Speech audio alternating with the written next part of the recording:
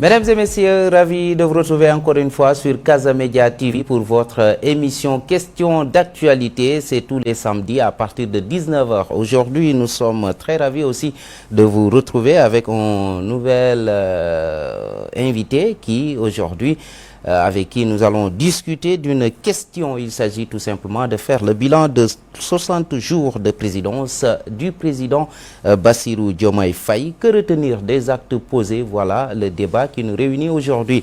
Et pour ce faire, nous avons un invité sur ce plateau. Il s'agit de Ibou Dramé, responsable national des structures du MCE, Mouvement pour une citoyenneté engagée Andou Naoulé. Et en tout cas, c'est le représentant de cette formation politique de monsieur également Dianté, qui est le président de la formation politique. Dianté, je rappelle d'ailleurs, qui est un fils de Kolda. Bonsoir, monsieur Dramé.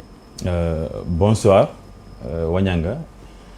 Et nous sommes vraiment ravis de cette invitation qui nous permet aujourd'hui de pouvoir nous exprimer avec nos sympathisants et aussi avec le Sénégal et le monde entier. Donc c'est avec un très grand plaisir que nous avons reçu votre invitation.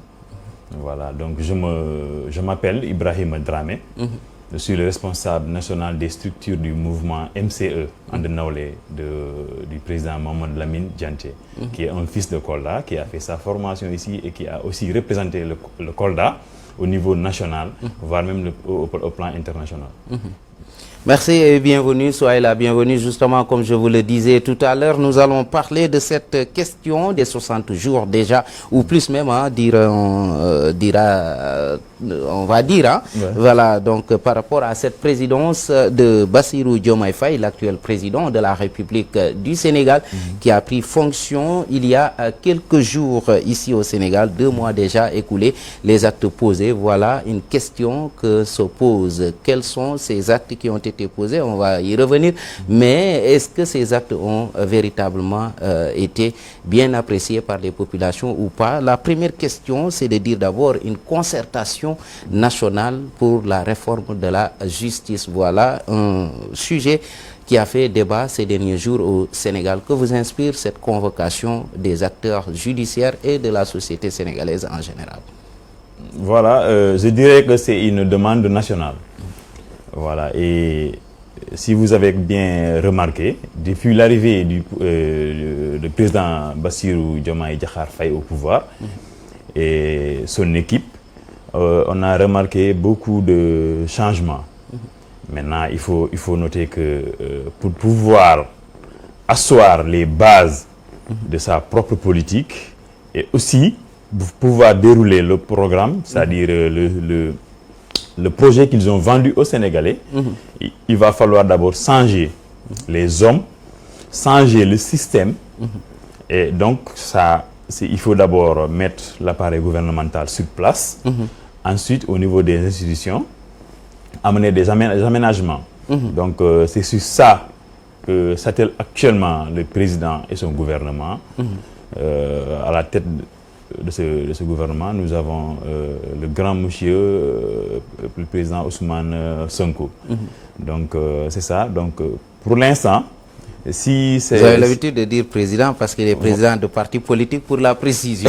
Ouais. Au lieu de dire que c'est Diomaye président, Sonko président, voilà. Lui-même, il refuse cette appellation.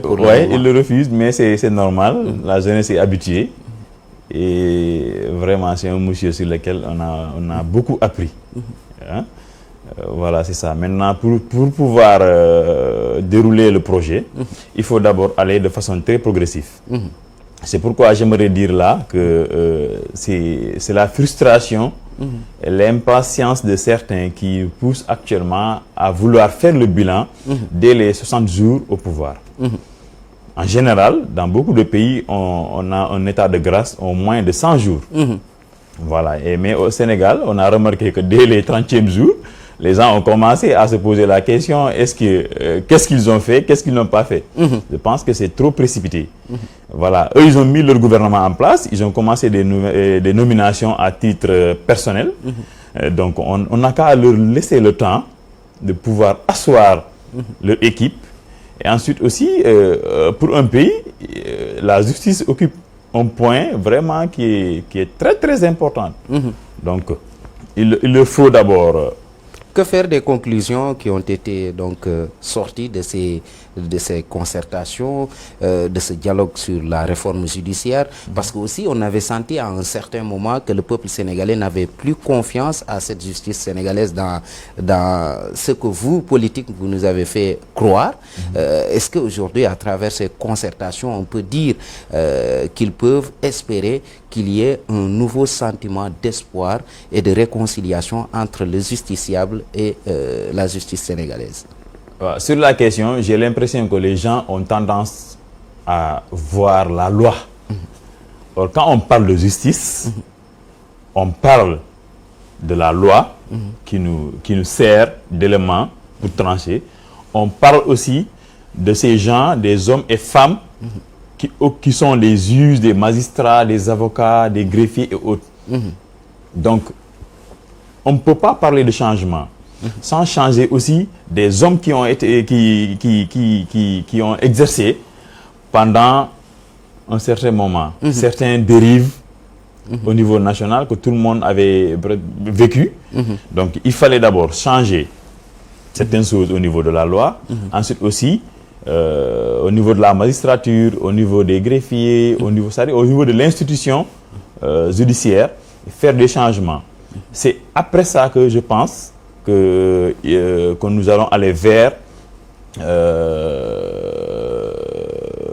le changement que nous voulons, c'est-à-dire que les rapports des cours les rapports surtout un point important, la rupture prônée, c'est également que le président de la République ne siège pas au sein du Conseil supérieur de la magistrature sénégalaise.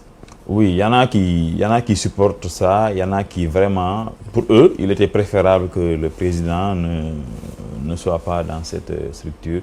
Mais vous ne pensez pas que c'est ce qui est important? Non, c'est-à-dire, pour nous, sa présence est normale. Maintenant, quelle fonction il doit occuper au niveau de cette structure? C'est là-bas que doit se poser le débat. Et pourtant, à l'opposition, quand vous étiez là-bas, vous avez toujours prôné cette démarche. Et pourquoi au pouvoir, vous ne l'appliquez pas? Non, actuellement, vous avez toujours demandé à ce que le président de la République se retire de cette prérogative qui lui est accordée, c'est de siéger au sein du Conseil supérieur de la magistrature.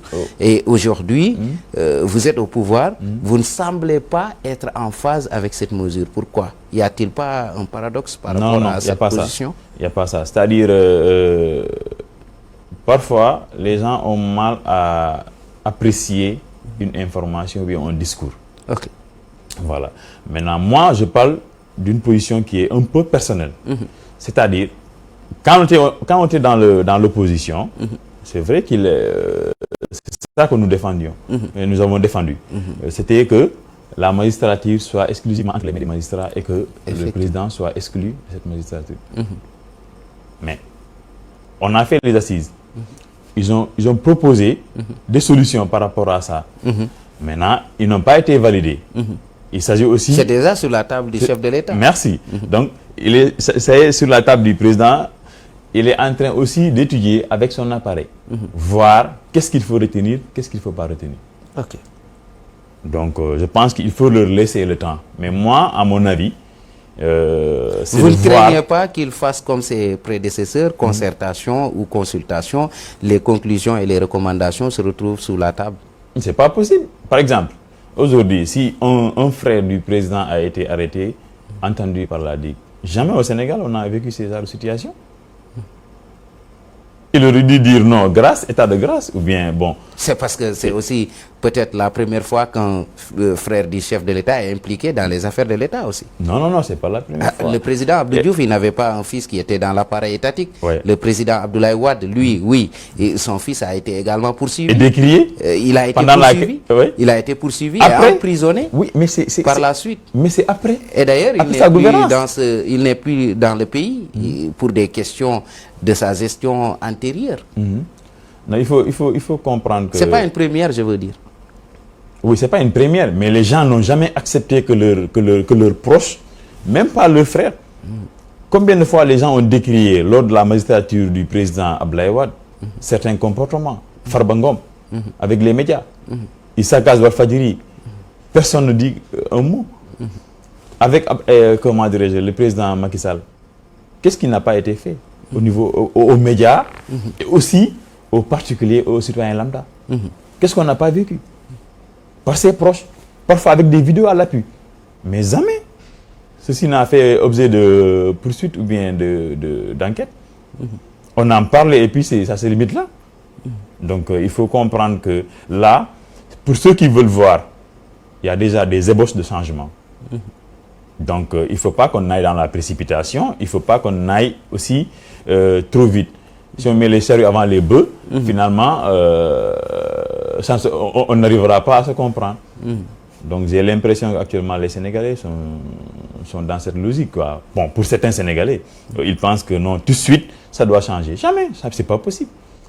Et puis on sait aussi que, d'autant plus qu'un changement, s'il se fait de la façon la plus rapide que ça va se réaliser, il faut s'attendre aussi que c'est de cette manière aussi que... Hein? Vous n'êtes pas dans le fast track de l'ancien régime. Non. Okay. En tout cas, moi, je prône à ce qu'on donne du temps au président et à son équipe, le temps de travailler, de réformer la justice entièrement. Et on verra en ce moment, est-ce qu'ils vont poursuivre ceux qui ont commis des délits lors de la dernière magistrature ou pas. Et d'ailleurs, le président Ousmane Sonko, lui, il avait bien précisé. Le Premier ministre. Le Premier ministre Ousmane Sonko, il avait bien précisé. Excusez-moi de cette lapsus. Donc, on est habitué. Oui, donc, le Premier ministre l'avait bien précisé que lui, il ne va jamais protéger quelqu'un. Même si c'est 5 000 francs, si vous êtes épinglé, vous allez répondre. Okay. Donc je pense que ce sont des signaux très forts. Voilà, c'est des signaux qui sont vraiment... C'est pour tout le monde, quoi. Okay. Donc on n'a qu'à s'en tenir là et que tout le monde travaille. Et si vous faites la remarque, actuellement, ils sont que sur le travail. Vous ne voyez pas un ministre au niveau des plateaux de télé actuellement, ou bien rarement. Vous ne les verrez jamais au niveau des meetings. C'est parce qu'ils sont d'abord des bleus dans l'appareil. Ça, ils vont le faire. Oui, ça, mais il faut comprendre que pour un nouveau gouvernement, il y a un temps d'adaptation, de familiarisation avec les dossiers, un temps d'apprentissage aussi. Parce que quand on est dans l'opposition, on a une vision de la chose. Maintenant, quand vous arrivez au pouvoir, vous trouvez une autre réalité. Maintenant, il faut s'adapter. Ce n'est pas cela qui vous a un peu rattrapé en voulant coûte que coûte mettre de côté le PSE et nous imposer le projet? Avec ce qui s'est passé, le FMI qui impose véritablement certaines mesures qui vont aller dans ce sens aussi. Non. Bon, comme je vous l'ai dit tout à l'heure, il faut juste un temps d'adaptation, un temps d'apprentissage. On est là-dessus, je pense qu'on est en train de le faire de la meilleure des manières. Okay.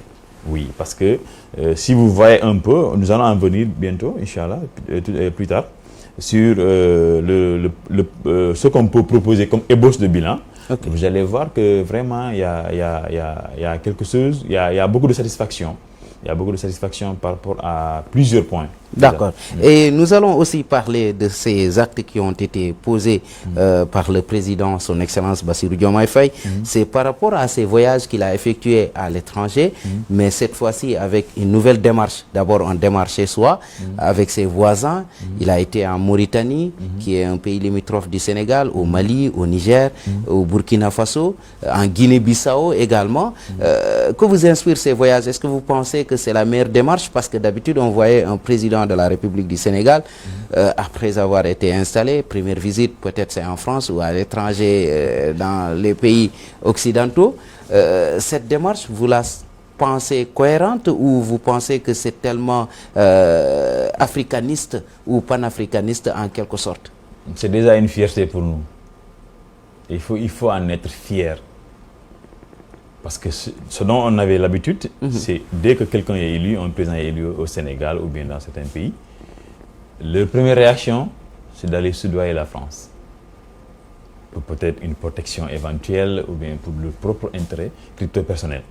Mais maintenant là, on a un président qui d'abord, pour son ministre des Affaires étrangères, il lui a rajouté la tâche de l'intégration africaine. Donc déjà ça, les gens auraient dû comprendre, nous aurons dû comprendre que voici les bases sur les bases, les nouvelles bases sur lesquelles nous allons travailler.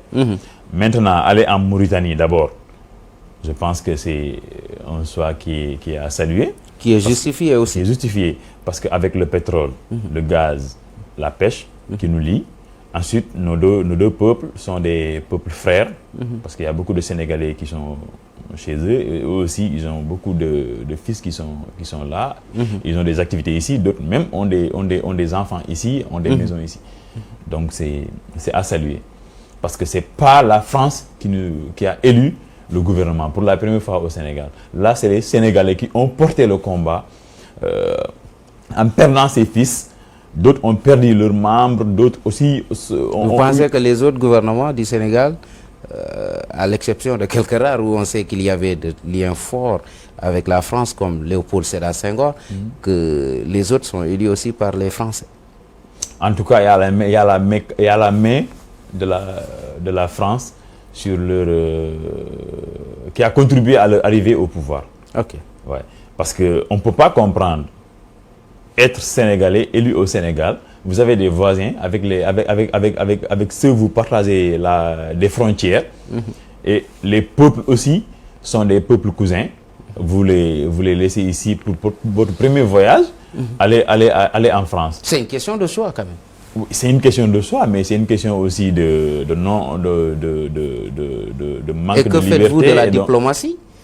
La diplomatie peut vous imposer aussi de le faire, parce que aussi sur le plan économique, vous avez besoin de ces puissances étrangères pour pouvoir décoller ou bien pour pouvoir mettre en place une économie forte et qui va résister au plan international. Je ne pense pas. Vous ne pensez pas? Et ce que nous sommes en train de démontrer. Vous allez bientôt exploiter votre pétrole. Vous n'avez pas besoin des États-Unis, de la France, de l'Allemagne ou de l'Ukraine auparavant. Mais ils ne sont pas les seuls. Ou de la Russie. Vous n'avez pas besoin de ces puissances qui aujourd'hui pourraient véritablement... même la Chine, d'ailleurs, ils pouvaient faire le voyage en Chine aussi. Je pense que c'est le contraire. C'est eux qui ont besoin de nous. Mais vous avez de la matière première, mais vous n'avez pas les ressources, les moyens de pouvoir exploiter votre pétrole. Et d'ailleurs, vous constatez, c'est Cosmos Énergie ou c'est d'autres structures qui travaillent sur le pétrole et sur le gaz. Oui. D'accord. Maintenant, il faut comprendre qu'ils ne sont pas les seuls au niveau mondial. Il n'y a pas que la France et les États-Unis. Okay. Il y a d'autres partenaires aussi qui peuvent bel et bien venir faire le travail qu'eux, ils font ou bien qu'ils ont à réaliser au Sénégal. Oui, c'est ce que je dis. Voilà. Est-ce qu'il ne serait pas souhaitable aussi de pouvoir mettre en place un appareil qui va permettre d'assurer cette continuité dans la diplomatie sénégalaise qui est toujours saluée à travers les pays occidentaux et en Afrique également?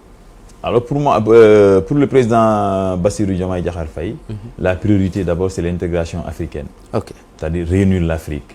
Et d'ailleurs le Premier ministre Ousmane Sonko, une fois, il avait fait un entretien par rapport à ça. Il s'est entretenu avec un journal. Il l'expliquait. C'est-à-dire, si on arrivait à réunir 16 pays au niveau de l'UEMOA, c'est-à-dire l'Afrique de l'Ouest, on réunissait les 16 pays-là. Au moins, on a une puissance qui va largement dépasser les États-Unis. Mais ça risque d'être compromis parce que vous avez entendu la réponse du ministre des Affaires étrangères du Mali, Abdoulaye Diop, qui ne semble pas être en phase par rapport à cette volonté du président Bassirou Diomaye Faye de les faire revenir le Mali, le Niger et le Burkina Faso au sein de la CEDEAO. Non, lui, il a juste posé des questions sur quelle base revenir. Oui. Or, quand eux, ils quittaient, ce qu'il faut comprendre, quand eux, ils quittaient, c'était lors de la magistrature du président Ousmane, Macky Sall. Macky Sall, oui. Donc, c'était normal. Je pense que tous les Sénégalais, la plupart des Sénégalais qui sont avertis, ils ont compris que c'était légal qu'eux, ils se retirent. Ou bien... Non, lui, il a répondu au président Bassirou Diomaye Faye à travers un communiqué qui est signé par l'ensemble de ces pays qui se sont retirés de la CEDEAO, à savoir le Niger, le Burkina Faso et le Mali, qui aujourd'hui comptent aller dans une alliance. et qui sont déjà dans cette alliance-là, Ouais. qui veulent véritablement mettre en place un cadre parallèle à la CEDEAO. Vous savez, les gouvernements n'ont pas d'amis. Ils n'ont que des intérêts. Ok. Donc, pour pousser quelqu'un à épouser un projet ou bien une idée, il faut lui montrer ou bien lui prouver ses intérêts par rapport à ça. Donc, eux, ils sont dans leur logique parce qu'on a vu ce que la France a voulu faire chez eux et ils ont su prendre les devants en d'abord renvoyant la France chez eux. Et ensuite aussi en se réorganisant pour pouvoir vraiment être d'abord leur population à l'aise, ensuite mettre les bases de leur propre développement, qui sera endogène, pas basé ou bien pas forcément dépendant de l'Occident ou bien de l'extérieur. Je pense que c'est une belle initiative. C'est l'exemple du président Traoré de la Burkina Faso, le pays des hommes intègres. Vous avez vu, dès son arrivée au pouvoir, qu'est-ce qu'il a fait? Il a rappelé aux gens de rembourser ce qu'ils ont volé, ce qu'ils ont pris. Il a récolté combien de milliards en une journée? Là, c'est une volonté politique. Et puis la population aussi a appuyé. Actuellement, vous voyez un peu les terroristes qui étaient un peu chez eux, mais ils ont commencé à reculer. Voilà, maintenant, on ne peut pas aussi gouverner notre pays en même temps gouverner le pays d'autrui. Eux, ils ont leur façon de faire. S'il a voulu prolonger un peu la transition, si le peuple l'accepte, mais pourquoi pas? La France, il fut des temps, il était gouverné pendant plus de 10 ans par un seul homme. Parce qu'on ne peut pas se comparer. Il ne faut pas que nous suivons un peu ce que font les autres. Si nous avons besoin des hommes pour pouvoir mettre en place des ébauches ou bien les fondements de notre développement, on n'a qu'à leur donner le temps, on n'a qu'à leur donner les moyens et les appuyer, les aider. Ok. C'est comme ça que nous allons commencer à mettre en place notre propre développement sans dépendre de quelqu'un d'autre. Mais est-ce que cela ne pourrait pas être perçu comme un cas d'échec, comme une entrave plutôt à la bonne marche de ce développement de la diplomatie sénégalaise, que ce soit au niveau continental ou à l'international? Je ne pense pas, parce que le président l'a dit lors de son discours une fois, que le Sénégal va continuer sur la même longueur d'onde. C'est-à-dire ils vont continuer la même politique. Maintenant, ils vont voir d'abord l'intérêt des Sénégalais avant de voir l'intérêt de l'Occident. C'est un peu ça. C'est-à-dire lui, il se dit que en tant que panafricaniste, il va d'abord rendre visite à ses frères, à ses voisins. Ensuite, il faut qu'on suive, quoi. C'est pour cela, c'est trop précipité de vouloir faire le bilan. Laissons d'abord voir, peut-être quand il va organiser des voyages pour aller en Europe ou bien aux États-Unis, dans quel pays il va d'abord fouler ses pieds en première position? Est-ce que savez-vous qu'il doit être en France d'ici quelques jours ou quelques mois? On a su d'abord, de façon officielle, ou bien au niveau des médias, que ils avaient déjà reçu des invitations. Je pense qu'il y avait une autorité qui avait tuté, qui sont ravis d'accueillir le président, mais ça n'a pas été répondu. Mais maintenant, ils ont reçu des ambassades. Vous savez que le Premier ministre Ousmane Sonko a eu un entretien avec l'ambassadrice de la France au Sénégal. Oui. L'ambassadeur aujourd'hui pourrait faire déclencher cette procédure et la faciliter. C'est ça, je pense qu'eux, ils sont sur une logique, c'est-à-dire, la logique, c'est quoi? C'est un peu assainir les relations avec l'Occident. Okay.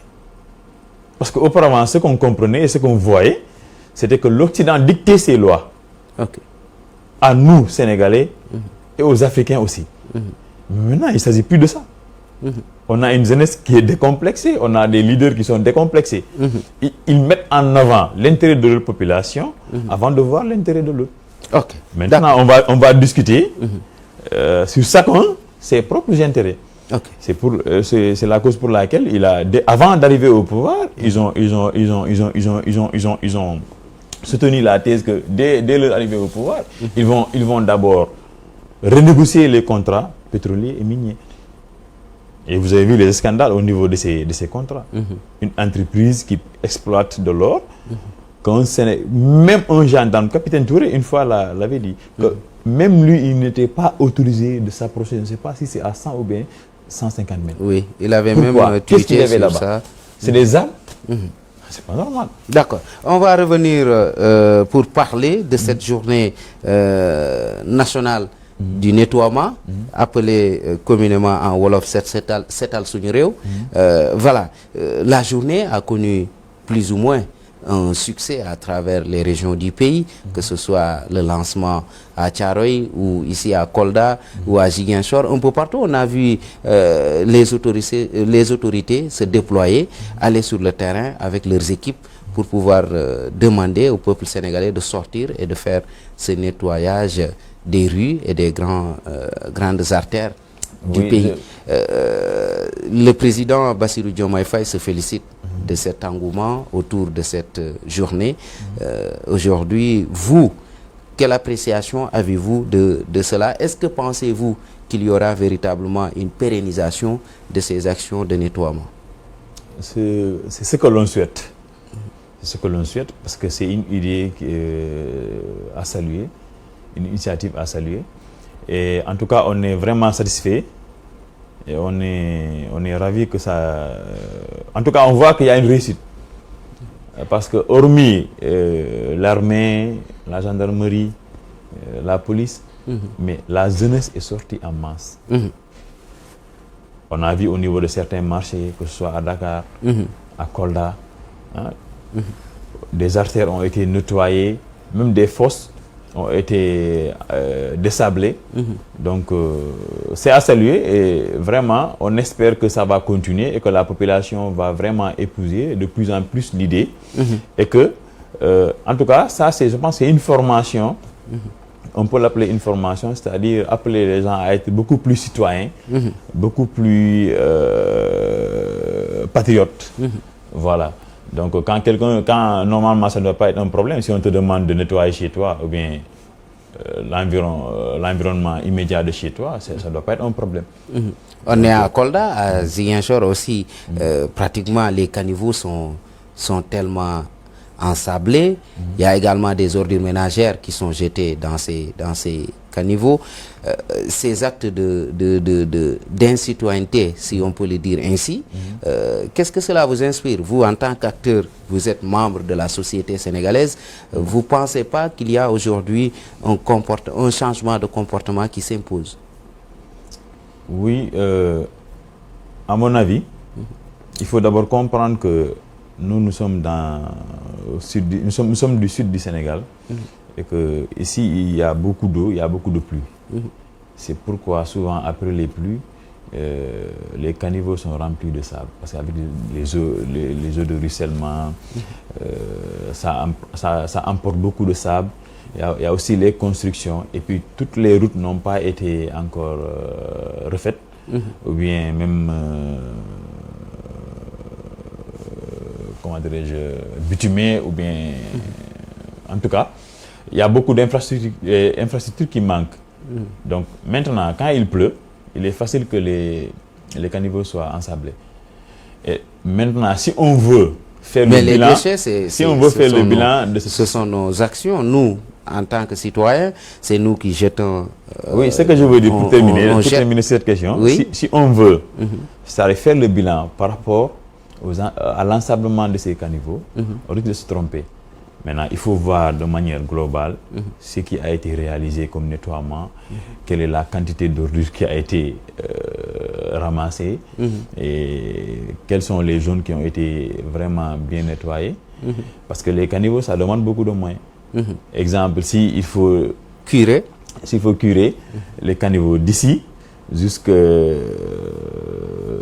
l'usine, vous mettez ici 20 gaillards, ils vont passer la journée. Donc vous comprenez un peu. Maintenant, la mairie est sur ça. Ce qui est plus important alors quand il y a des journées pareilles, c'est de voir les artères ou bien des endroits de la ville qui méritent d'être nettoyés et de les nettoyer. Ensuite, maintenant, j'ai vu, et le gouvernement n'a pas juste initié le nettoiement de la ville, mais ils ont accompagné de ce programme, ils l'ont accompagné des services techniques. Des services techniques, ensuite aussi des informations, c'est-à-dire des tracts et des courtes vidéos qui parlent un peu des comportements, le comportement citoyen, des actes citoyens. Et aussi, ils ont, en tout cas, il y a un programme autour de ça qui va consister à créer un nouveau type de citoyen. Concernant au niveau des informations, au niveau des écoles, au niveau des plateformes, au niveau du parti aussi, sensibiliser les gens à ne pas jeter des ordures n'importe où, et aussi après avoir bu de l'eau dans un sachet, ou bien une bouteille, le mettre à la poubelle. Voilà. Voilà, une autre question qui me paraît véritablement intéressante, c'est une question relative à donc l'arrêt de tous les chantiers concernant le littoral à Dakar. Bon, le littoral en quelque sorte au niveau du Sénégal en général, mais aussi si vous prenez le cas du fleuve Casamance, ici à Kolda aussi, l'État a pris la décision d'arrêter les chantiers qui sont au bord du fleuve.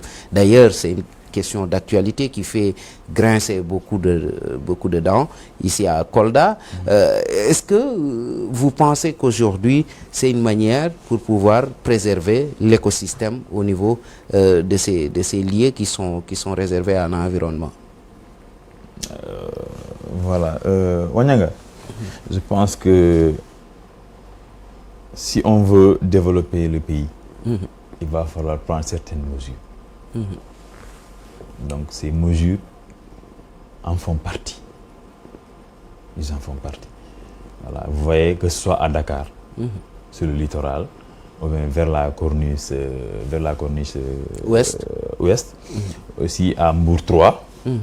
À Mbour 3, ils ont eu à arrêter des lotissements ou bien des constructions. Voilà. Et le DESCOS, actuellement, il est en tournée nationale. C'est pas que Kolda seulement. Il n'y a pas que Kolda seulement. Parce que Kolda, ça fait beaucoup de bruit déjà. Voilà, mais les gens pensent qu'il y a anguille sous roche, qu'il y a véritablement la municipalité qui veut peut-être sanctionner un adversaire politique, raison pour laquelle ils ont entamé ces arrêts qui ont été faits par la DESCOS. Est-ce que donc vous confirmez qu'il n'y a pas seulement une affaire de municipalité et opposants? En tout cas, pour le cas dont vous m'avez souligné tout à l'heure là, il faut comprendre que le DESCOS, c'est la gendarmerie. Et je ne pense pas qu'avec la magistrature du président Bassirou Diomaye Diakhar Faye, qu'une mairie peut, de façon aussi simple, convoquer le DESCOS, qu'ils viennent faire le travail. Je ne le pense pas. Je ne pense pas. Donc vous pensez que c'est une mission nationale qui a été dédiée à cette structure de la gendarmerie? En tout cas, leur présence à Kolda, c'est des instructions qui émanent du niveau national. Qui ont émané du niveau national. Maintenant, eux, ils sont en tournée. Maintenant, s'ils tous... bon, c'est normal que quand un acteur politique est touché, c'est souvent des propos pareils, quoi. C'est un tiraillement, c'est tel qui est en train de me viser, je suis visé, non, tel pense que je l'ai visé. Bon, on comprend. En tout cas, je pense qu'on est dans un état de droit. Malgré qu'on a traversé un moment très difficile, il y a de cela quelques mois, mais je pense que maintenant tout le monde peut témoigner que l'état de droit est rétabli au Sénégal. Voilà, même si on attend la réforme de la justice, mais l'état de droit est rétabli. Maintenant, si quelqu'un pense qu'il a été lésé par des agissements, que ce soit de DESCOS ou bien de d'autres structures, mais il a le droit de poursuivre l'affaire, d'aller demander réparation, d'aller poser des questions. Maintenant, s'il faut, c'est-à-dire si c'est un document qui manque, ou bien c'est des questions d'autorisation, mais vous y allez. Vous allez poser la question, on va vous demander qu'est-ce qu'il faut remplir. Quelles sont les conditions à remplir, vous remplissez ces conditions. C'est pourquoi un état de droit, il est bien de vivre, et c'est aisé de vivre dans un état de droit. Parce que dans un état de droit, je pense que personne n'oserait imaginer aller faire sa construction sans au préalable faire avoir la demande une de autorisation. Faire des études nécessaires sur des études environnementales aussi par rapport à la... Et pour le cas spécifique de Kolda, il y a une question qui se pose. Est-ce celui qui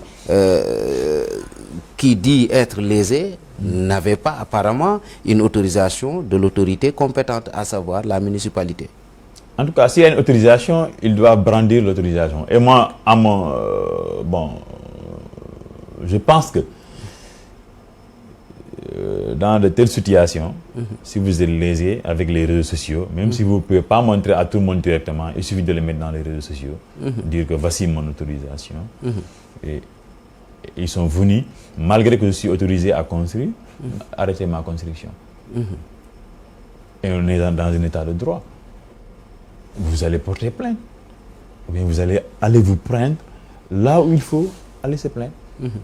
Et on verra en ce moment si l'état de droit vraiment va saisir de la question et régler votre problème ou pas. Mais si la mairie, eux, ils disent que non, nous, on n'a pas reçu de demande d'autorisation, et les autres disent que eux, ils ont formulé leur demande. Oui, la demande a été formulée, mais elle n'a pas été acceptée. C'est ça le problème. En tout cas, pour l'instant, ce que nous pouvons dire, c'est qu'on n'a pas vu de demande. C'est-à-dire, eux, c'est ce qu'ils ont dit. Ils disent qu'ils ont formulé la demande. La demande. Oui. Mais maintenant, moi, par rapport à certains amis que j'ai connus, mais j'ai demandé, mais je n'ai pas vu d'autorisation, de demande. Effectivement. Voilà, donc dans des cas pareils, si vous avez une demande, excusez-moi, si vous avez formulé une demande, il faut vous pouvez avoir une copie, la copie, et montrer la copie que voici la demande. Maintenant, on ne sait pas dans cette affaire-là qui a raison, mais nous n'aurons pas de parti pris par rapport à ça. C'est des questions, s'il y a des tiraillements politiques, nous, on préfère vraiment pas s'immiscer à... Parce que ce n'est pas seulement cette affaire qui a fait le tollé, il y a d'autres affaires. C'est l'affaire également de construction d'une station d'essence sur les berges du fleuve. Là aussi, les chantiers sont arrêtés. Il y a d'autres endroits, vous savez, il y a également des chantiers auprès, comment dirais-je, du pont de Sintian Idrissa, ici à Kolda spécifiquement. Vous avez également le marché Ngelo, qui est à côté du pont. Vous avez également nos amis vendeurs qui sont établis tout près des berges du fleuve. Tout ça, ça doit sauter. Est-ce que, en quelque sorte... c'est comme vous le dites, c'est une mission nationale, ce n'est plus une affaire de ciblage. Voilà, c'est ça. Maintenant, est-ce que vous avez connu Kolda? Oui, moi je suis né à Kolda, j'ai grandi ici. Merci. Maintenant, est-ce que vous vous rappelez, derrière la maison d'arrêt et de correction de Kolda, qu'est-ce qu'il y avait là-bas?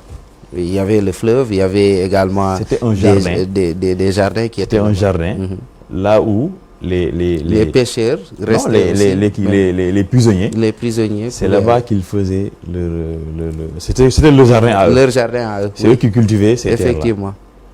Maintenant, quand est-ce que... oui, vous avez parfaitement raison, cet espace-là, maintenant, ça a disparu. Il y avait même les pêcheurs qui amenaient leurs piroguiers là-bas, se reposer. Pratiquement, tout ça a disparu. En face de l'autre côté, en allant vers... C'est-à-dire ils ont construit là-bas des HLM. L'autre partie qui restait, on l'a vendu. Qui l'a fait? Pourquoi il l'a fait? C'est vrai qu'en ce moment, la ville n'était pas aussi développée. Maintenant, la rive du fleuve Casamance n'est pas sous le contrôle de la municipalité. Non, la rive, c'est sous le contrôle comment dirais-je, de la municipalité, mais c'est le lit du fleuve qui est sous le contrôle. Pardon, je veux dire, le lit du fleuve. Voilà, c'est ça. C'est du domaine national. Oui. Voilà, donc le domaine national, on peut peut-être, le conseil départemental peut se prononcer. Mais les berges, c'est à l'actif de la municipalité. Voilà, mais maintenant, si on voit des maisons qui ont été construites sur la berge, on voit aussi même des HLM construites. Ça cause problème. Et il y a d'autres même qui disent qu'il y a des hôtels qui sont là-bas et eux aussi ils doivent avoir des convocations ou des arrêts d'escos. Parce que aussi on se rappelle un hôtel de la place et à quelques encablures, 2 hôtels même de Kolda, soit à 2 encablures, à 2 parterres du fleuve. Donc est-ce que là aussi ça ne pose pas une interrogation par rapport à ces nouveaux qui veulent s'installer? Voilà. Est-ce qu'il n'y a pas 2 poids 2 mesures en ce moment-là? Si vous voyez bien le pont, vous avez vu le fleuve, il a disparu déjà. Si on peut se le permettre. D'abord, pour la disparition du fleuve, c'est des phénomènes un peu mécaniques. Hein? C'est des phénomènes un peu mécaniques. Si vous voyez l'ensablement, l'ensablement, ça vient des eaux de pluie, plus les ordures solides qu'on jette dans le fleuve. Et aussi, il y a le phénomène qu'on autorise des dames à faire du jardinage dans le fleuve. Pas sur la rive, dans le fleuve. Maintenant, si vous faites vos jardinages dans le fleuve, il y a les trucs, comment dirais-je, il y a les moutons, il y a les animaux. Maintenant, il faut protéger. Maintenant, cette protection-là qu'ils mettent, ça a aussi beaucoup contribué à l'ensablement du fleuve. Donc, vous pensez que ce maraîchage-là a beaucoup contribué à l'ensablement? On aurait dû les réorienter ou bien voir de façon très technique, mieux les gérer et mieux les placer. Et si vous le mettez dans le lit du fleuve et que dès les premières pluies, vous déguerpissez, vous laissez les barrières. Quand les ordures solides viennent, ils seront barrés par ces implantations. Ensuite, quand l'eau coule, le sable vient, il n'aura pas où passer. Le phénomène d'ensablement est accéléré. D'accord. Je vais un peu chambouler mon conducteur, mon protocole d'interview, pour revenir un peu sur cette affaire qui a secoué également la toile. C'est l'affaire Kandé qui a été nommé ambassadeur attaché militaire, autant pour moi, à l'ambassade de l'Inde. Aujourd'hui, que vous inspire cette situation? Parce que ça a fait beaucoup de tollé, ça a fait beaucoup de bruit au sein de la société sénégalaise. Est-ce que cette affaire-là aussi devait avoir beaucoup de bruit du moment où le président de la République a les prérogatives de nommer une personne à un poste, qu'il soit militaire ou civil? D'abord, pour là, j'aimerais dire qu'il y a 2 choses. L'affaire Kandé et aussi tous les médiatiques que ça a fait, justement. D'abord, pour Kandé, nous sommes tous fiers d'être Koldois. Ça, c'est une chose. De l'autre côté, les fonctions qu'occupe le général Kandé. Et comment est-ce qu'il est accédé à ce niveau? Voilà, donc il faut un peu voir ça. Maintenant, le tollé au niveau des médias, tout le monde sait qu'il y a des médias actuellement qui pour eux, c'est-à-dire c'est la fin qui s'approche, quoi, je pourrais dire. Parce que si vous êtes soutenu par un régime qui n'est plus là, forcément, soit vous trouvez les moyens d'exister, ou bien vous disparaissez. Voilà, pour juste un peu... Mais quand même, le général Kandé... Oui, j'en viens par rapport au général Kandé. Le général Kandé, c'est notre fierté. Comme tant d'autres. Parce que d'autres pensent qu'il pouvait rester là après avoir fait des prouesses en Casamance avec les opérations de ratissage. Je termine ma question. Avec les opérations de ratissage, il a réussi cela. Il a démantelé beaucoup de bases militaires en Casamance, dans des zones où vraiment la rébellion faisait sa loi. Il a été nommé ensuite général. D'autres pensent que dans le contexte actuel où nous sommes, dans le contexte géopolitique, où il y a également le terrorisme qui frappe aux portes du Sénégal, avec son expertise, son expérience, il pouvait rester là auprès des forces armées sénégalaises pour pouvoir apporter sa contribution à la sécurisation du pays.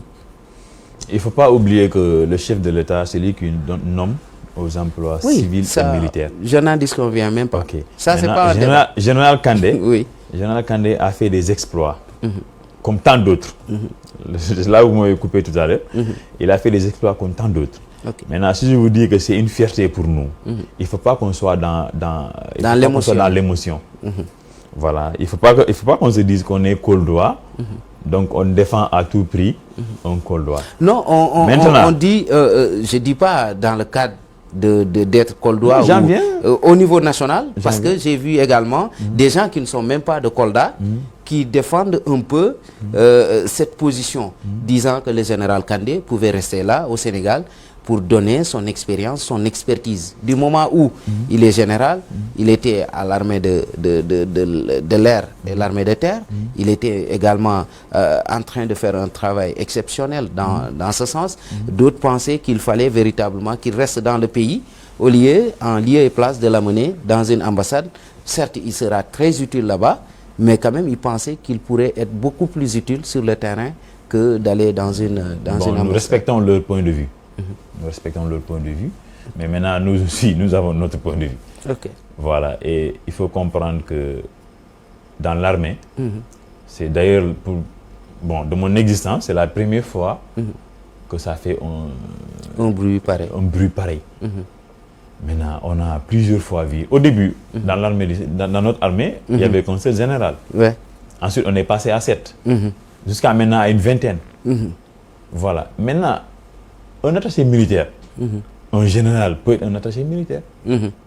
C'est normal. Oui, ça c'est la loi qui Maintenant, pour un président, tu nommes des hommes de confiance. Quoi qu'on puisse dire, qu'on soit Koldoa ou pas, général Kandé, on sait que c'est un homme de Macky Sall. Ah bon? Mais bien sûr. Général Kandé a trouvé... Si. Ce que vous dites est très grave. Non, j'assume ce que je dis. Oui. Parce que il est très facile de comprendre parce qu'il a été nommé général, qu'il est l'homme de Macky Sall. Il était l'un des rares généraux à occuper 2 fonctions. Vous savez, les grades, c'est une chose à part. Oui, il a un grade de mais colonel. Les fonctions aussi, c'est une chose à part. Oui, le général. Maintenant, les gens être général, c'est pas un grade, c'est une nomination. Mais pourquoi faire l'amalgame pour le grade et la fonction? C'est là où il y a problème, quoi. C'est-à-dire les gens font du bruit pour un général qui est appelé à d'autres fonctions, ils font du bruit. On aurait dû comprendre s'il a été rétrogradé en grade. Là, c'est une humiliation. Mais on l'affecte. Parce que c'est là-bas que le président a besoin de lui, que le Sénégal a besoin de lui. Ça ne doit pas faire un bruit. Moi, j'ai beaucoup de respect pour le général. Mais aussi, on doit comprendre qu'on est dans un état de droit. Mais pourquoi tout à l'heure, vous avez dit que c'est un homme de Macky Sall? Du moment où c'est Macky Sall d'ailleurs qui a signé ce décret qui permet maintenant aux généraux d'être des attachés militaires. Parce que aussi, c'est un acte que lui-même il a posé. C'est Macky Sall qui l'a signé avant de s'en aller. En étant président, Macky Sall, peut-être, il a... C'est lui qui a signé ce décret. Oui, c'est lui qui l'a signé, peut-être... Est-ce que vous comprenez que pendant la magistrature du président Macky Sall, il a eu pas mal de décisions qu'il a prises qui ne sont même pas aujourd'hui dans son intérêt. Oui. Je veux dire. Maintenant, le général Kandé, il avait fait des opérations en Casamance. Il avait ratissé large, que tout le monde avait salué à l'époque. On comprend. Maintenant, à son retour, on le nomme général. Il était C'est une général. récompense pour vous. Non, mais c'est une récompense. Oui, parce qu'il a fait des prouesses. Oui. C'est pas parce qu'il est son supérieur qui était là, oui. Quelques mois après, ou bien un an après, a été limogé. Vous voyez. Maintenant, lui, il occupait le fonction de général. En même temps, c'est lui qui commandait les forces spéciales. Oui. Et ces forces spéciales-là, en Guinée-Conakry, qu'est-ce qui ont déstabilisé le gouvernement qui était oui, c'est les forces spéciales, oui, avec Mamadi Doumbouya. Au Mali, qu'est-ce qu'ils ont fait? Ce sont ces mêmes forces. Burkina, ce sont ces mêmes forces. Donc maintenant, s'il y a un rapprochement, c'est-à-dire... un rapport qu'il y a véritablement pas de confiance entre le président Bassirou Diomaye Faye et l'actuel... Je ne suis pas aussi proche du président oui. pour pouvoir dire que c'est ce qui l'a poussé à prendre cette décision. Non. J'analyse pour moi-même. J'ai mes propres idées par rapport à la situation.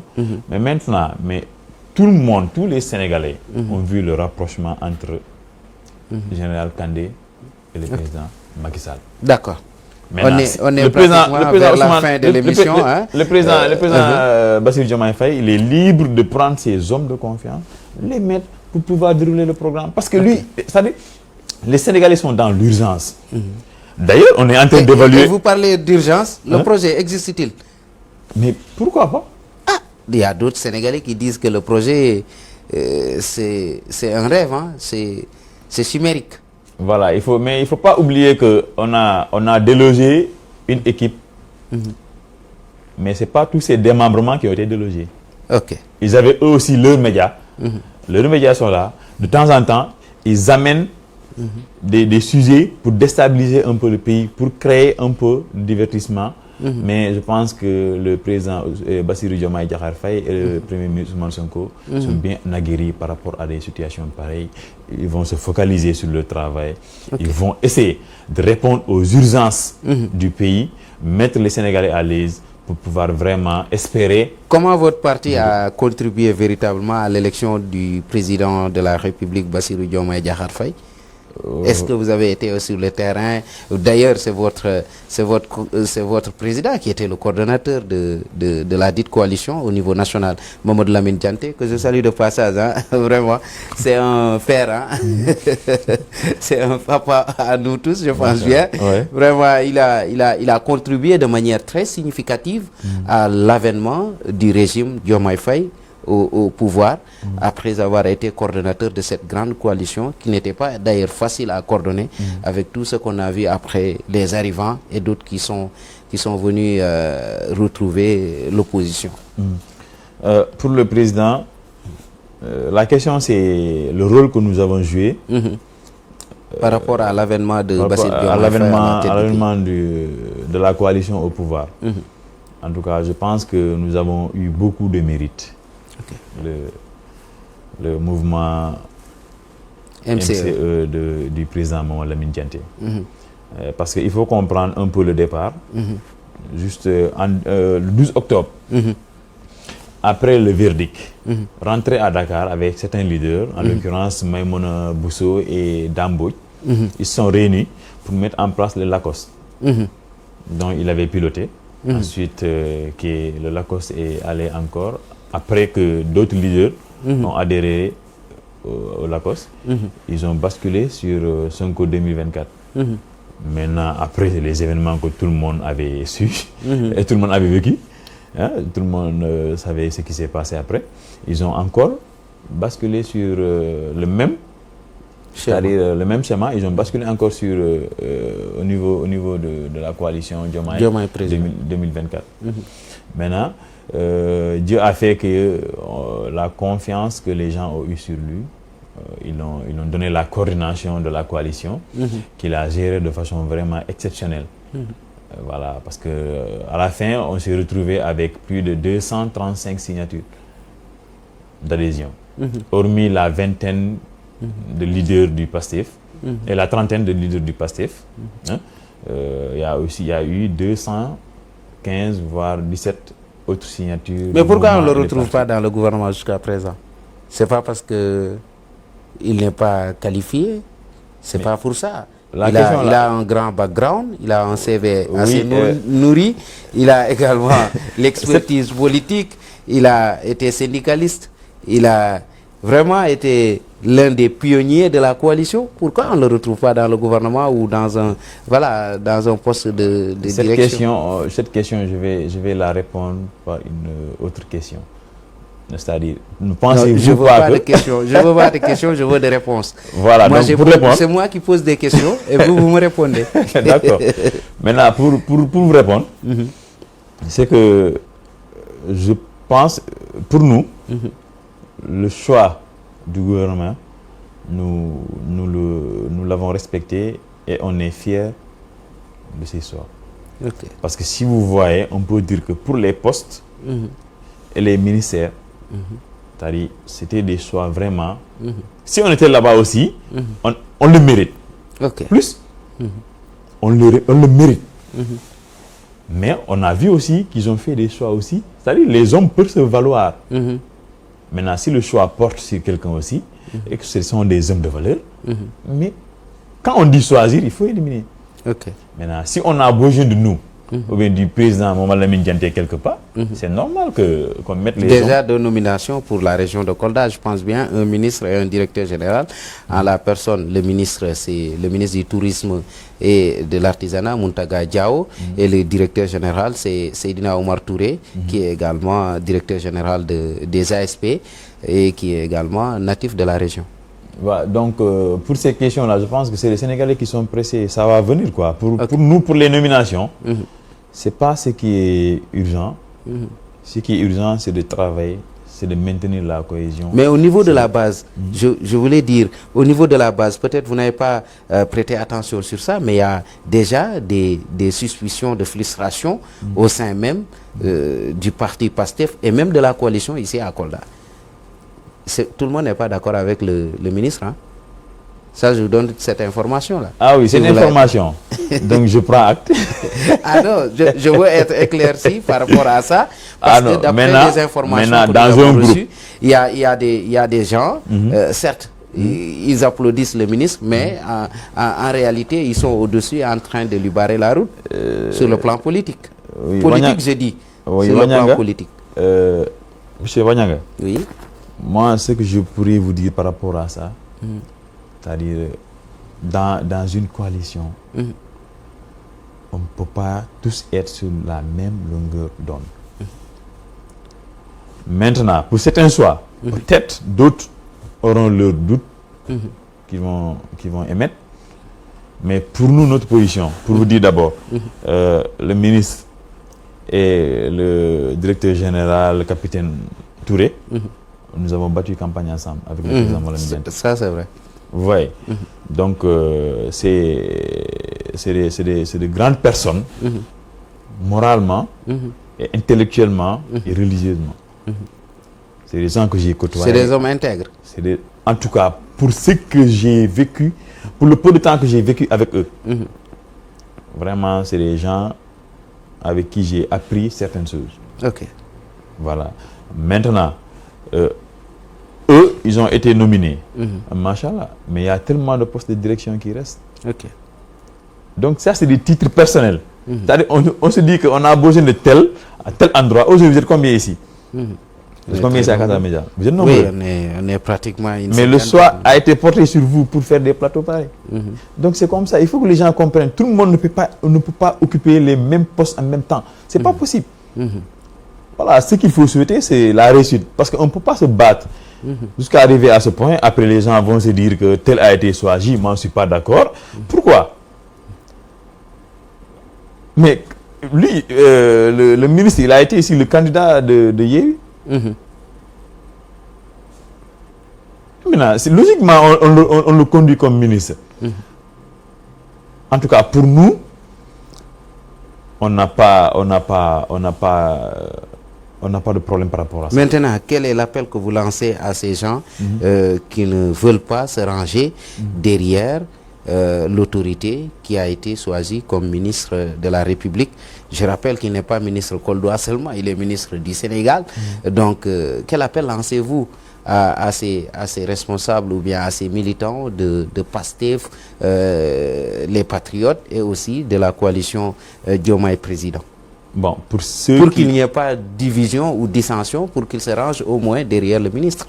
En tout cas, pour ceux qui sont avec lui, ou bien qui sont d'accord ou pas d'accord avec sa nomination, il est notre ministre à nous tous. Ça, c'est une réalité qu'on ne peut pas... indéniable, quoi. Maintenant, moi, je ne peux pas faire appel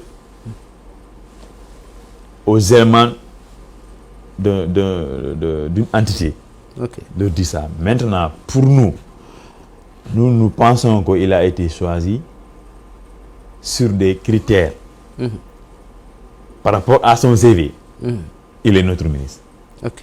Maintenant, mais nous, dans le MCE, Mouvement pour une citoyenneté engagée, nous avons notre leader qui est Mamadou Lamine Dianté, qui maintenant, il n'a pas à prouver quoi que ce soit au Sénégal. Parce que si c'était pour des nominations, déjà avec Abdoulaye Wade, il pouvait être ministre, si vous voulez. Ou bien avoir des postes qui, vraiment, il n'aurait pas envié quelqu'un aussi au Sénégal. Ok. Mais tellement que l'homme est sur sa logique que si je suis le porteur c'est un homme désintéressé, quoi, vous voulez dire? Non, c'est-à-dire c'est un homme de principe. Okay. Il se dit qu'il ne peut pas mener le combat pour les enseignants, ensuite pour des avantages personnels, abandonner le combat en route. Ok, merci. En tout cas, nous sommes arrivés au terme de cette émission. Votre dernier mot par rapport au débat et également à nos téléspectateurs qui nous suivent depuis pratiquement 1 heure de débat. En tout cas, merci pour toi. Merci vraiment de votre invitation. Et j'aurais aimé vraiment qu'on ait plus de temps. Qu'on ait plus de temps, parce que pour le bilan, on avait juste fait des ébauches. On n'a pas carrément traité le bilan pour les 70 jours. On aura l'occasion de revenir sur vraiment, certains points, j'aurais même condamné qu'on essaie de faire un bilan pour 60 jours. Okay. Il fallait vraiment laisser un état de grâce de 100 jours. Okay. Maintenant, mes remerciements à Monsieur le Président du mouvement Mamadou Lamine Dianté. C'est lui qui est notre président, notre leader. Un grand homme, un grand homme qui, en tout cas, moi, je suis en train d'apprendre. J'ai beaucoup appris et je suis en train d'apprendre beaucoup de choses auprès de lui. Et aussi nos hommes et nos femmes de valeur dans le mouvement. Nos coordinateurs, Diamanka, Sonko, Ibrahima Ning, les dames, Madame Lee. C'est-à-dire, si je cite ces gens, c'est comme si je citais tout le groupe. Voilà, au niveau dans tout le Sénégal. Je salue de passage mon cousin là, Salim Mbalo, qui vous a rejoint en pleine campagne électorale. C'est une manière de le chahuter, quoi. Un gosse qui, moi parfois, il m'arrive de l'appeler, on échange un peu. C'est quelqu'un que j'estime beaucoup. Et quand il est engagé, bon, il y va à fond. C'est un homme sur le... En tout cas, le président Dianté, il compte beaucoup sur lui. D'accord. Et on a vu son engagement. Maintenant, je remercie aussi mes parents, mes amis. Je ne peux pas tout citer. Vous remerciez pas, madame? J'en viens. Les Dia. Ça, ce serait une erreur. Hein? Les Dia, les Lamine Silla. Oui. Et aussi, en tout cas, mes prières à tous ceux qui ont des mamans qui sont souffrantes ou bien malades. Merci. Voilà, et parce que j'aime beaucoup ma maman qui est actuellement un peu malade depuis très longtemps. Et à nos parents, nos papas, nos familles. Et je ne pourrais pas venir ici aussi sans remercier et saluer mes femmes, mes 2 femmes, Ramatoulaye Diallo et Sadio Fati. Voilà. Vous avez 2 galons alors?